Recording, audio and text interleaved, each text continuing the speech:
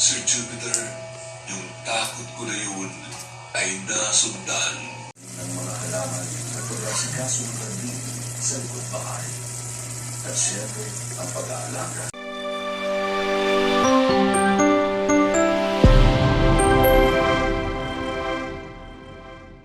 Inalutuhan ko, kaya nagpangilagdag ako. Sir Jupiter, yung takot ko na yun ay nasundan ng pagkasar. Sinubukan kong sumigaw para huminap sa puso sa ating kong sabilang. Kaya nagtaka ako, marahil sa ama ay nagkakalo. Nasa dalawang sitwasyon ako ng manisip ko. Hayaan ko na kaya mahalot at umot para makita kung bulto ba ang bilo na yun. Ilang sa gabi pa hindi ko na malayan. Hindi mo sa bakit sir, punta tayo sa biro na. Sino ba ito? Sige naman, para yun, para may pala patawag ka. Pag ikaw hindi mo iwala sa Ay nakainom na rin ako.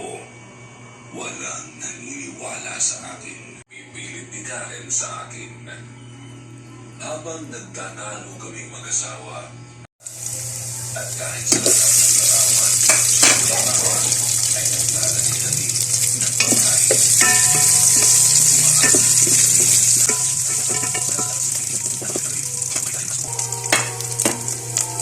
Pakto kung mga pa ng idol, adobohon pakto. Isda.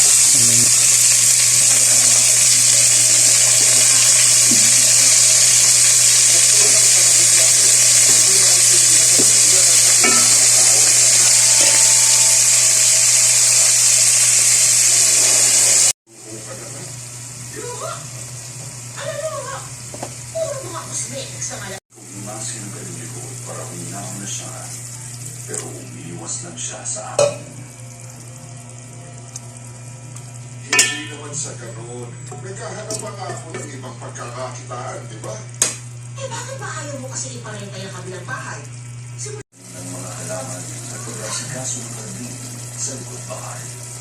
At siyempre, ang pag-aalaga sa aming mga aso at pusa. Tinawag ko ulit ang pangunahin